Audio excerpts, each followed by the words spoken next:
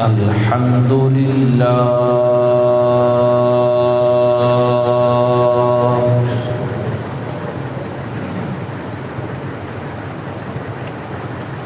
الحمد للہ رب العالمین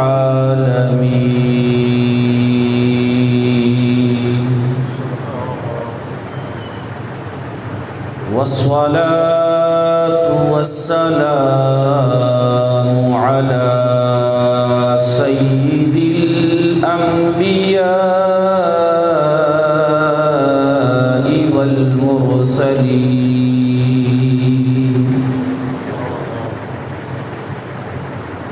وعلى آله الطيبين وأصحابه الطاهرين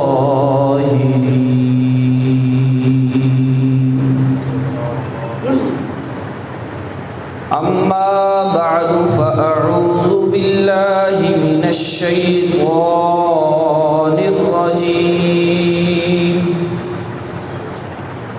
بسم الله الرحمن الرحيم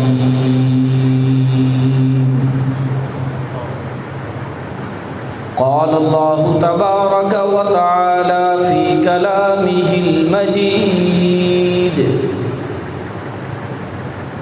إنما وليكم الله ورسوله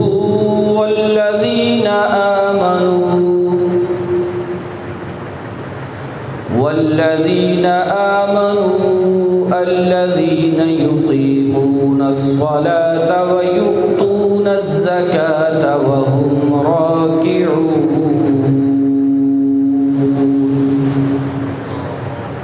صدق الله المولانا العظيم وصدق رسوله النبي الكريم الأمين إن الله وملائكته يصلون على النبي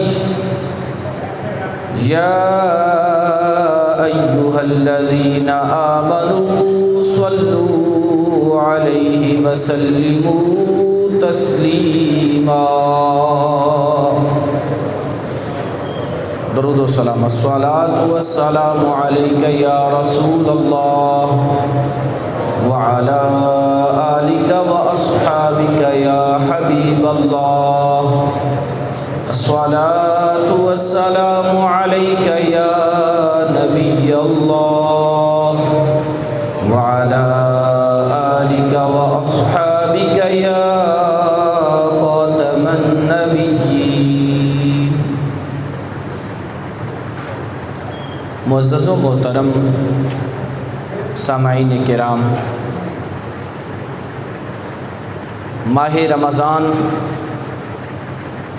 1442 سنہ ہجری کا آج جمعۃ الوداع ہے، آخری جمعہ ہے رمضان المبارک کا۔ کیا معلوم کہ آئندہ زندگی میں ہمیں رمضان اور پھر رمضان کا جمعہ نصیب ہو یا نہ ہو۔ رمضان المبارک کی برکتیں اور پھر رمضان کا جمعہ، سبحان اللہ، کہ جس میں ہر نیکی کا ثواب 700 گنا بڑھ جاتا ہے، 700 گنا، اللہ اکبر۔ اور آج وہ ہمارے پاس آخری جمعہ ہے۔ جیسا کہ آپ کو معلوم ہے کہ آج کی ہماری گفتگو کا جو موضوع ہے وہ ہے عظمت شیر خدا رضی اللہ تعالی عنہ۔ جی ہاں، مصطفیٰ کریم صلی اللہ علیہ وآلہ وسلم کا جو چمنستان صحابہ ہے، اس باغ اور چمنستان کے ہر پھول کی خوشبو اپنی ہے، ہر پھول کی خوشبو اپنی ہے۔ انہی پھولوں میں سے میرے آقا کے چمن کے ایک پھول خلیفۃ الرسول داماد رسول، زوج سیدہ فاطمۃ الزہرا، والد بزرگوار حسنین کریمین، حیدر کرار شیر خدا، جناب سیدنا علی المرتضیٰ کرم اللہ تعالی وجہہ الکریم۔ چونکہ آج 24 رمضان ہے اور جو 21 رمضان گزری وہ جناب شیر خدا رضی اللہ تعالی عنہ کے شہادت کی تاریخ تھی۔ الحمدللہ ہم نے 21 رمضان کو بعد فجر بھی آپ کا ذکر خیر کیا اور سنا، اور ابھی خطبہ جمعۃ المبارک میں پھر ہم جناب سیدنا مولا کائنات رضی اللہ تعالی عنہ کا ذکر مبارک سننے کی سعادت حاصل کر رہے ہیں۔ آپ کی ولادت عام الفیل کے 30 سال بعد مکۃ المکرمہ میں ہوئی۔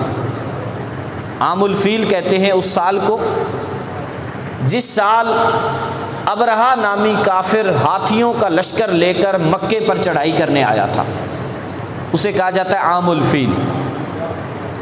عام الفیل کے 30 سال بعد جناب سیدنا علی المرتضیٰ رضی اللہ تعالی عنہ کی ولادت خانہ کعبہ میں ہوئی۔ سبحان اللہ، بڑی شان ہے، بڑی عظمت ہے جناب سیدنا مولا کائنات کی۔ یہاں ایک بات اور عرض کروں، یہ فضیلت اللہ تعالیٰ نے ایک اور صحابی کو بھی عطا فرمائی ہے۔ جی ہاں، ان کا نام ہے عثمان بن معزون۔ کیا نام ہے؟ عثمان بن معزون۔ یہ سیدہ خدیجۃ الکبریٰ رضی اللہ تعالی عنہا، نہیں غلطی ہو گئی، نام غلط ہو گیا مجھ سے، نام ہے حکیم بن حزام۔ حکیم بن حزام یہ حضرت خدیجۃ الکبریٰ کے بھتیجے تھے۔ ان کو بھی اللہ نے یہ شان بخشی ہے کہ حکیم بن حزام کی ولادت بھی خانہ کعبہ میں ہوئی ہے۔ جناب سیدنا مولا کائنات رضی اللہ تعالی عنہ کی عظمت کے کیا کہنے، ولادت کعبۃ اللہ میں اور شہادت فجر کے وقت جب لوگوں کو نماز کے لیے جگا رہے تھے، جب لوگوں کو نماز کے لیے جگا رہے تھے، اس وقت اللہ تعالیٰ نے آپ کو شہادت نصیب فرمائی۔ جناب سیدنا مولا کائنات رضی اللہ تعالی عنہ کی پرورش خود رسول اللہ صلی اللہ علیہ وآلہ وسلم نے فرمائی۔ آپ کے چچا ابو طالب کی اولاد زیادہ تھی اور آمدن کے ذرائع کم تھے، تو حضور علیہ السلام کے چچا جناب عباس نے اور رسول اللہ نے آپس میں مشورہ کیا کہ ہم کیوں نہ ابو طالب کا بوجھ کم کریں کہ ان کا ایک ایک بیٹا اپنے ذمہ لے لے۔ تو جناب سیدنا علی المرتضیٰ حضور کے ذمہ آئے، حضور کے حصے میں آئے۔ یوں انہیں آقا علیہ الصلاۃ والسلام کی بارگاہ میں رہنے کا موقع ملا کہ رسول اللہ نے ان کی تربیت خود فرمائی۔ سبحان اللہ۔ اور آپ وہ ہیں جنہوں نے زمانہ جاہلیت میں بھی کبھی بت کو سجدہ نہیں کیا تھا، کیونکہ 10 سال کی عمر میں تو اسلام قبول کر لیا، 10 سال کی عمر میں اسلام قبول کر لیا، کبھی زمانہ جاہلیت میں بھی بت کو سجدہ نہیں کیا۔ بلکہ بڑی قیمتی بات بتانے لگا ہوں، آپ کی والدہ ماجدہ کہتی ہیں جب میرا پیارا لخت جگر میرے پیٹ میں تھا اور میں اس وقت کبھی اگر بت کو جھک کر سجدہ کرنا چاہتی تو یہ مجھے جھکنے ہی نہیں دیتا تھا، یہ مجھے بت کے آگے جھکنے ہی نہیں دیتا تھا۔ یہی وجہ ہے کہ آپ کے لیے کہا جاتا ہے کرم اللہ تعالی وجہہ الکریم، اللہ آپ کے چہرے کو عزت عطا فرمائے کہ یہ وہ چہرہ ہے جو صرف اور صرف رب کے آگے جھکا ہے، کسی بت کے آگے نہیں جھکا۔ جناب سیدنا مولا کائنات رضی اللہ تعالی عنہ کو اللہ تبارک و تعالیٰ نے جو شانیں اور عظمتیں عطا فرمائیں، ان کا بیان نبی کریم صلی اللہ علیہ وآلہ وسلم نے مختلف مواقع پر اپنی احادیث میں فرمایا۔ چند احادیث آپ کی شان و عظمت کے حوالے سے عرض کرتا ہوں۔ نبی کریم صلی اللہ علیہ وسلم ارشاد فرماتے ہیں، انت منی وانا منک یا علی، اے علی تو مجھ سے ہے میں تجھ سے ہوں۔ علماء فرماتے ہیں اس حدیث کا مطلب حضور کا حضرت علی کے ساتھ انتہائی زیادہ قرب بیان کرنا ہے۔ تو مجھ سے ہے میں تجھ سے ہوں، مطلب تو میرے اتنا قریب ہے کہ میں تجھے یہ شان اور عظمت بخشتا ہوں کہ تو مجھ سے ہو گیا اور میں تجھ سے۔ یہی وجہ ہے کہ میرے آقا صلی اللہ علیہ وآلہ وسلم کا جو نسب ہے نا، وہ سارا حضرت علی سے چلتا ہے، کیونکہ حضور کے بیٹے جوان نہیں ہوئے، چھوٹی عمر میں ہی وصال فرما گئے، اور نبی پاک علیہ الصلوۃ والسلام کا جو نسب چلا تو وہ حضور کی شہزادی حضرت فاطمہ سے چلا۔ حسنین کریمین کو رسول اللہ کے بیٹے کہا جاتا ہے کہ ان کا نسب حضور سے چلا، اسی لیے آقا فرما رہے ہیں انت منی وانا منکا، علی تو مجھ سے ہے میں تجھ سے ہوں۔ اگلے مقام پہ رسول اللہ فرماتے ہیں لا يحب علی منافق ولا یبغضہ مؤمن، منافق علی سے پیار نہیں کرے گا اور مومن علی سے بغض نہیں رکھے گا۔ منافق علی سے پیار نہیں کرے گا اور مومن علی سے بغض نہیں رکھے گا۔ یہی وجہ ہے کہ جناب سیدنا مولا کائنات رضی اللہ تعالی عنہ کی محبت کو صحابہ نے ایمان پرکھنے کا آلہ بنا لیا۔ صحابہ کرام کہتے ہیں ہم جب کسی کو پہچاننا چاہتے کہ اس بندے کا ایمان ہے کہ نہیں، ہم اس کے سامنے ذکر علی چھوڑ دیتے۔ اگر تو جناب علی المرتضیٰ کا ذکر سن کر اس کا چہرہ خوش ہو جاتا، چہرہ کھل جاتا تو ہم سمجھتے ایمان والا ہے، اور اگر چہرے پر 12 بج جاتے تو ہمیں پتہ چل جاتا کہ یہ ایمان والا نہیں، اس کے دل میں بغض ہے۔ جناب سیدنا مولا کائنات رضی اللہ تعالی عنہ کی شان و عظمت کیا ہے اور سنیے۔ خیبر کا موقع ہے، نبی کریم صلی اللہ علیہ وآلہ وسلم کے ساتھ حضور کے اور صحابہ بھی ہیں۔ خیبر فتح کرنے کے لیے خیبر کا محاصرہ کیا گیا ہے، مگر خیبر فتح نہیں ہو رہا۔ ایک شام کو رسول اللہ صلی اللہ علیہ وسلم یہ ارشاد فرماتے ہیں، فرمایا کل صبح میں یہ جھنڈا اسے دوں گا جس کے ہاتھ پر اللہ خیبر کو فتح فرما دے گا۔ کل میں اسے دوں گا۔ کل آئی، صحابہ کہتے ہیں ہماری رات یوں گزری کہ ہم میں سے ہر کوئی بے چین ہے کہ یہ شان پتہ نہیں کس کے مقدر میں آتی ہے، پتہ نہیں کس کی شان ہے۔ صحابہ کرام کہتے ہیں بڑی مشکل سے رات گزری۔ جب صبح ہوئی، رسول اللہ نماز فجر سے فارغ ہوئے تو میرے آقا صلی اللہ علیہ وسلم ارشاد فرماتے ہیں این علی، علی کدھر ہیں؟ بتایا گیا کہ ان کی آنکھ میں درد ہے، وہ نماز میں حاضر نہیں ہوئے۔ نبی علیہ السلام نے فرمایا بلاؤ علی کو۔ حضرت علی کو بلایا، اور بلانے کے بعد رسول اللہ نے آپ کی آنکھ میں اپنا لعاب دہن لگایا۔ حضرت علی فرماتے ہیں میرا وہ درد جاتا رہا، میری وہ بیماری دور ہو گئی، اور رسول اللہ نے مجھے جھنڈا دیا اور فرمایا کہ جہاد کرو، کافروں کے ساتھ جنگ کرو۔ فرماتے ہیں حضور نے مجھے جب جھنڈا دیا اور میں گھوڑے پر سوار ہو کر جب حملہ کرنے کے لیے وہاں پہنچا، اسی عالم میں میری ڈھال ٹوٹ گئی۔ ڈھال جس کے ساتھ اگلے کے وار کو روکا جاتا ہے، وہ ڈھال ٹوٹ گئی۔ فرماتے اس عالم میں میں نے کیا دیکھا کہ خیبر کے دروازے کا ایک حصہ ٹوٹ کر نیچے گرا ہوا تھا، آپ رضی اللہ تعالی عنہ نے بطور ڈھال اسے اٹھا کر آگے کر دیا، اور اور جنگ لڑتے رہے، اللہ نے فتح عطا فرمائی۔ اگلی بات بڑی قابل توجہ ہے، صحابہ کرام کہتے ہیں جب جنگ ختم ہو گئی اور آپ نے اس دروازے کو نیچے پھینک دیا، ہم 40 لوگوں نے اکٹھے ہو کر اٹھانا چاہا، وہ ہم سے نہیں اٹھایا گیا۔ کتنے لوگ؟ 40 لوگوں سے نہیں اٹھایا گیا، اور جناب مولا علی شیر خدا اکیلے نے، اور وہ بھی بائیں ہاتھ سے اٹھا لیا تھا۔ علماء فرماتے ہیں اس میں 2 باتیں معلوم ہوئیں۔ میرے آقا صلی اللہ علیہ وسلم کا علم بھی معلوم ہوا کہ حضور نے کہا کل میں جھنڈا اسے دوں گا کہ جس کے ہاتھ پر اللہ فتح فرمائے گا۔ یہ کل کی خبر دینا، اسی کو تو علم غیب کہا جاتا ہے، اسی کو تو کہا جاتا ہے، حضور کل کی خبر دے رہے ہیں۔ اور پھر اگلی بات جو میرے آقا نے فرمائی وہ قابل توجہ ہے۔ سرکار فرماتے ہیں جس کو میں یہ جھنڈا دوں گا وہ اللہ اور اس کے رسول سے محبت کرتا ہے، اللہ اور اس کا رسول اس سے محبت کرتا ہے۔ سبحان اللہ، سبحان اللہ۔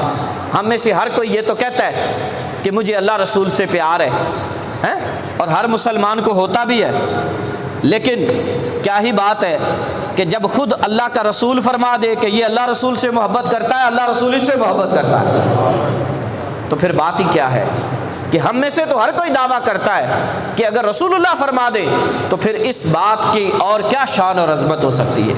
سبحان اللہ۔ جناب سیدنا علی المرتضیٰ کی طاقت کا اندازہ لگائیں، آپ شیر خدا کی عظمت کا اندازہ لگائیں کہ جس دروازے کو 40 صحابہ نہیں اٹھا سکتے، جناب مولا علی نے اکیلے اٹھا دیا۔ یہ آپ کی طاقت ہے، آپ کی عظمت ہے۔ ایک مقام پر رسول اللہ صلی اللہ علیہ وآلہ وسلم نے جناب سیدنا علی المرتضیٰ رضی اللہ تعالی عنہ کو بلایا، فرمایا کہ علی نہیں ہیں۔ عرض کی یا رسول اللہ صلی اللہ علیہ وسلم سردی بڑی ہے اور آپ کے پاس کوئی گرم کپڑا نہیں تھا، اس لیے نہیں آئے۔ نبی پاک علیہ الصلوۃ والسلام نے کسی کو بلانے بھیجا اور ساتھ میں ہاتھ اٹھا دیے، اے اللہ علی سے سردی اور گرمی کو دور فرما دے، علی سے سردی اور گرمی کو دور فرما دے۔ اگلی بات سنیے گا، جب گرمی ہوتی تو آپ اون کا لباس پہن لیتے، اون کا، اور جب سردی ہوتی تو آپ ململ کا پہن لیتے۔ الٹی ہی چال چلتے ہیں دیوان گانے عشق، آنکھیں بند کرتے ہیں دیدار کے لیے۔ سردیوں میں اون نہیں، سردیوں میں ململ، گرمیوں میں اون۔ پوچھا جاتا یہ کیا بات ہے؟ فرمایا میں لوگوں کو بتانا چاہتا ہوں، میرے آقا نے مجھے دعا دی ہے، اس دعا کا اثر تم لوگوں کو دکھانا چاہتا ہوں۔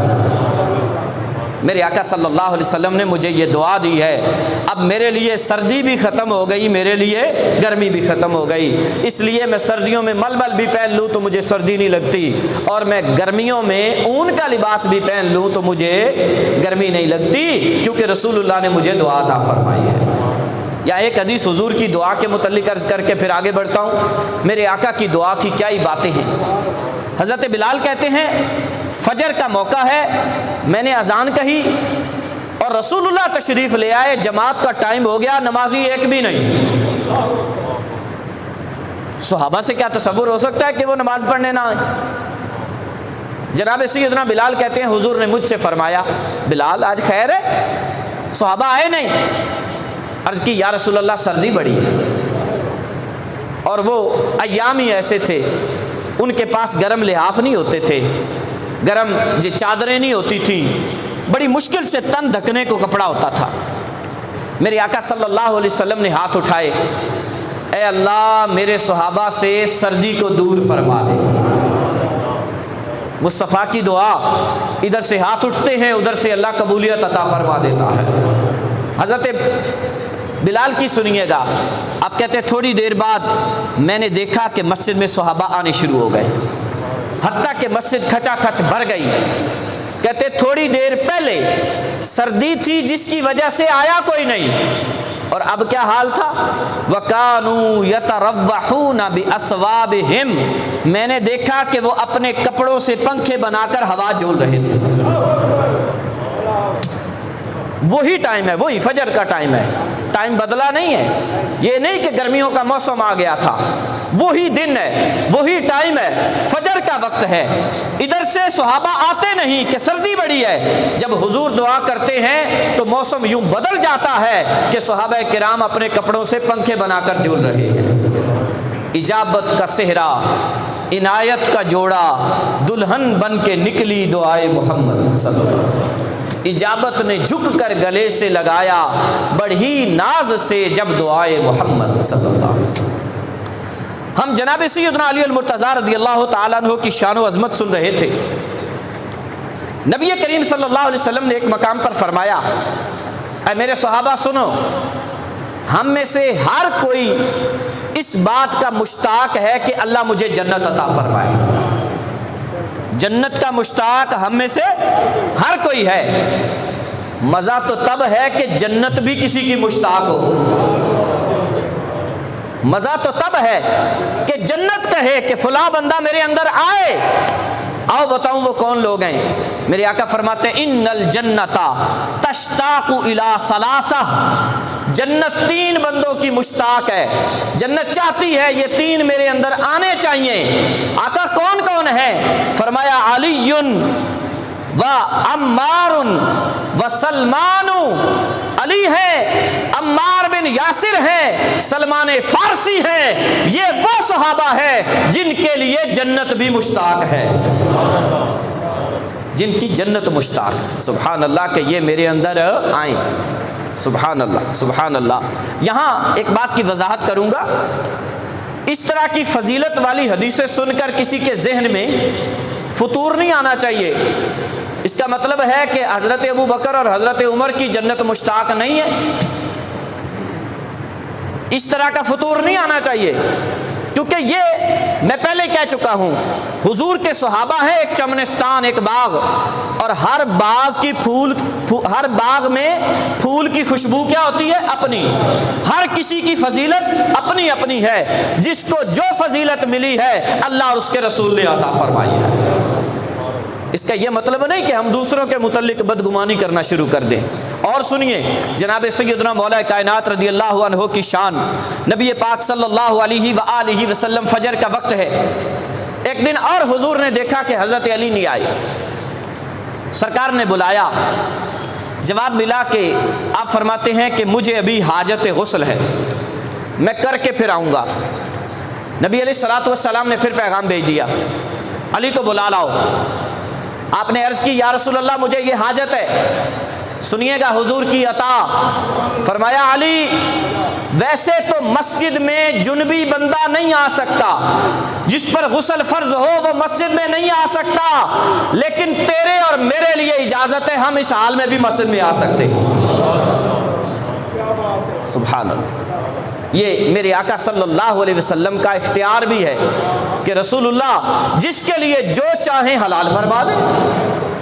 حضرت علی رضی اللہ تعالی عنہ نے، کیونکہ عرب میں یہ رواج تھا کہ عرب ایک سے زائد شادیاں کرتے تھے، آج بھی ان کے اندر یہی رواج ہے، اور قرآن نے بھی اجازت دی ہے کہ مرد ایک وقت میں 4 نکاح کر سکتا ہے۔ اب صحابہ کرام کی شادیاں کئی تھیں۔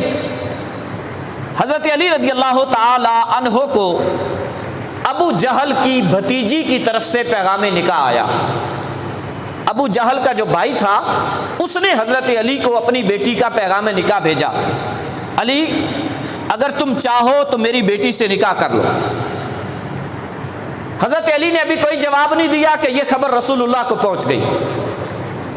جب حضور کو خبر پہنچی نا تو نبی پاک علیہ الصلوۃ والسلام نے نماز کے بعد سارے صحابہ کو اکٹھا کر لیا اور حضور منبر پر بیٹھ گئے۔ سنیے گا میرے آقا کا اختیار بھی اور حضرت سیدنا علی المرتضیٰ کی شان اور ساتھ ساتھ سیدہ فاطمہ کی شان۔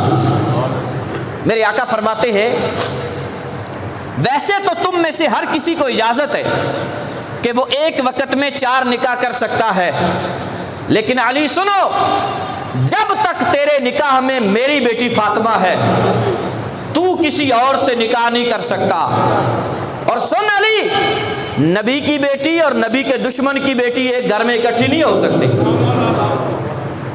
نبی کی بیٹی اور نبی کے دشمن کی بیٹی ایک گھر میں اکٹھی نہیں ہو سکتی۔ ہاں اگر تم نے اس سے نکاح کرنا ہی کرنا ہے تو میری بیٹی فاطمہ کو طلاق دے دو، تم جا کر نکاح کر لو۔ حضرت علی اٹھ کر کھڑے ہو گئے، ہاتھ باندھ کے عرض کرتے ہیں آقا میری یہ جرت کہ میں سیدہ خاتون جنت کو طلاق دے کر ابو جہل کی بھتیجے سے نکاح کر لوں؟ آقا نہیں، جو آپ فرمائیں گے ایسا ہی ہوگا، جب تک فاطمہ میرے نکاح میں ہے میں کوئی اور نکاح نہیں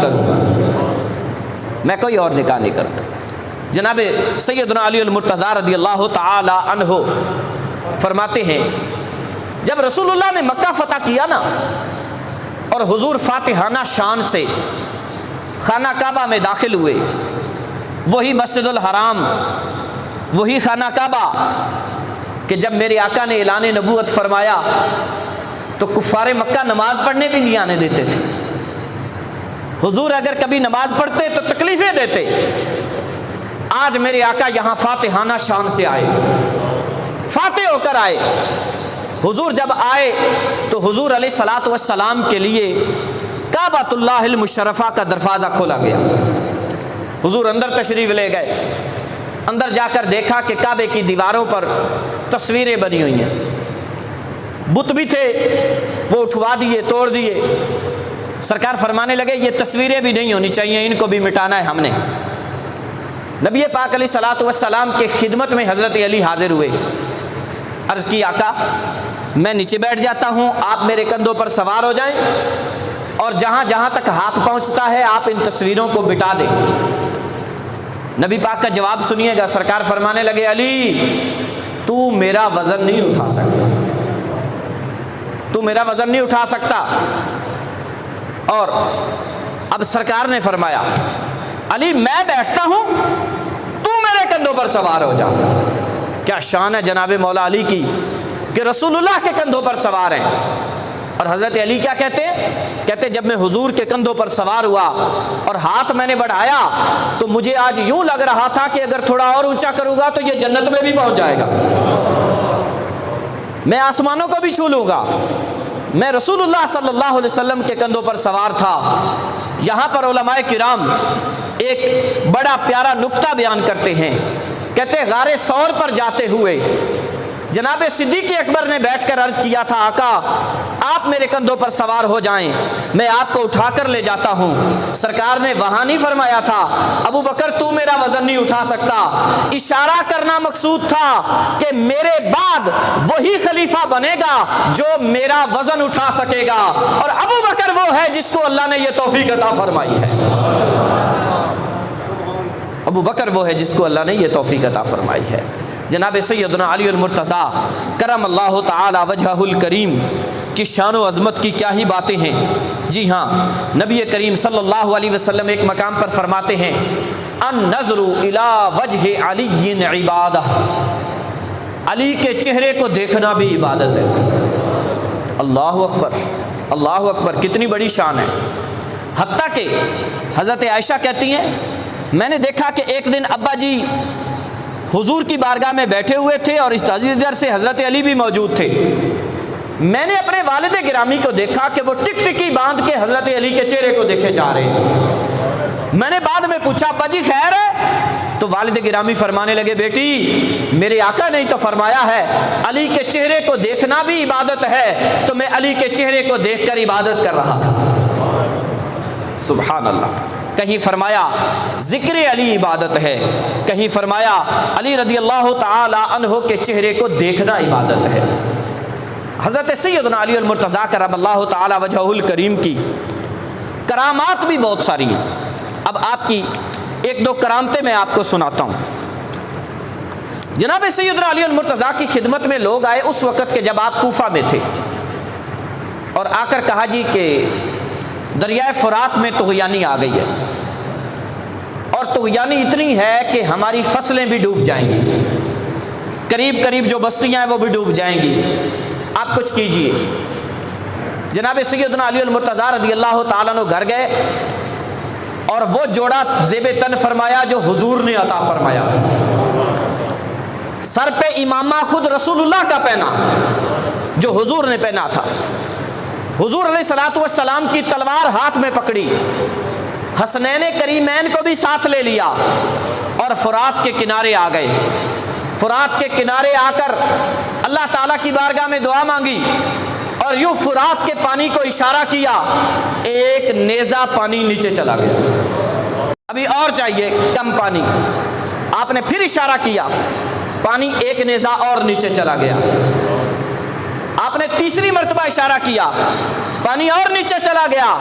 उलमा फरमाते उस वक़्त से लेकर आज तक कभी फुरात में तुग़यानी आई ही नहीं, कभी तुग़यानी नहीं आई, कभी सैलाब नहीं आया। उस वक़्त से लेकर आज तक कि जो जनाब सैयदना अली अल-मुर्तज़ा रज़ियल्लाहु ताला अन्हु ने फुरात को इशारा फरमाया था। आप जब जा रहे थे ना जंग सफ़ैन के लिए, तो आपकी जमात के लोगों ने एक मकाम पर पहुंचकर अर्ज़ किया, अली जा पानी ख़त्म हो गया और ये मैदान भी चटियल है, यहाँ ज़िंदगी नाम की कोई शय नहीं, कुछ दूर दूर तक भी पानी नहीं मिलता।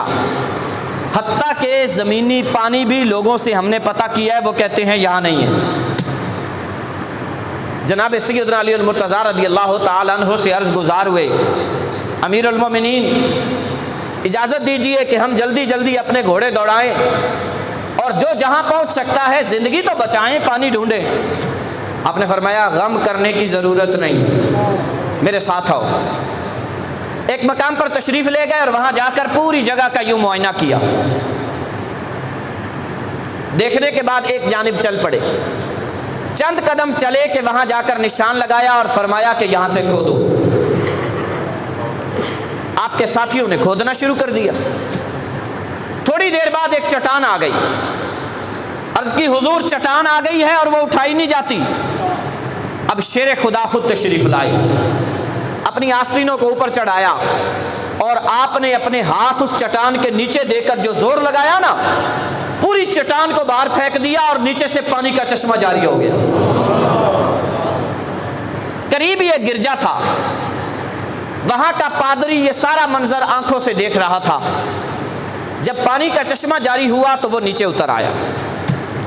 उसने आकर सबसे पहले आपके हाथ को चूमा और चूम कर कहने लगा, आप अल्लाह के नबी हैं? फरमाया नहीं। कहने लगा, फिर पक्की बात है आप नबी आखिर ज़मां के सहाबी हैं। आपने कहा तुम्हें कैसे पता चला? उसने कहा हमारी किताबों में लिखा है कि इस एरिए में पानी नहीं होगा, हाँ एक वक्त आएगा कि पानी का चश्मा यहां से फूटेगा और उसको पहला हाथ जो लगेगा या अल्लाह के नबी का लगेगा या नबी आखिर ज़मां के सहाबी का लगेगा। ये हमारी किताबों में लिखा हुआ है। अब वो पादरी आपसे अर्ज करता है, हुजूर आप अपना तारुफ कराइए। आपने तारुफ कराया। उसने कहा हाथ बढ़ाइए। मैं इसी इंतज़ार में था कि नबी आखिर ज़मां का ज़माना आए तो मैं भी कलमा पढ़ के मुसलमान हो जाऊँ। आप रज़ियल्लाहु ताला अन्हु की ये करामत देखकर वो पादरी मुसलमान हो गया। जनाब सैयदना अली अल-मुर्तज़ा करमल्लाहु ताला वजहुल करीम की करामतें, सुभान अल्लाह। और बिलखुसूस आपको जो अल्लाह तबारक व तआला ने शान और सिफत अता फरमाई थी ना, जैसा कि 21वीं को भी मैंने बताया था, बिलखुसूस आपकी शान ये थी कि आपको अल्लाह ताला ने फैसला करने का इल्म सबसे ज़्यादा अता फरमाया था। कज़ा का इल्म, फैसला करने का इल्म सबसे ज़्यादा, हत्ता के मुश्किल से मुश्किल मरहलों पर भी आप ऐसे फैसला करते कि लोगों की अकल दंग रह जाती। सैयदना उमर फारूक आज़म रज़ियल्लाहु ताला अन्हु की खिदमत में एक मसला पेश हुआ कि जी फलां औरत से किसी शख्स ने ज़्यादती की है और इस बात पर गवाह कोई नहीं। उस औरत ने बतौर गवाही अपने कपड़े लाकर दिखा दिए कि ये देखिए कपड़ों पर गलाजत लगी है। जनाब सैयदना उमर फारूक आज़म रज़ियल्लाहु ताला अन्हु ने फैसला फरमा दिया कि जिस शख्स ने ऐसा किया है उसको सज़ा दी जाए, कोड़े मारे जाए। इतने में हज़रत अली तशरीफ़ ले आए। आपने कहा उमर खैर है। हज़रत उमर ने मसला बताया, ये मामला है।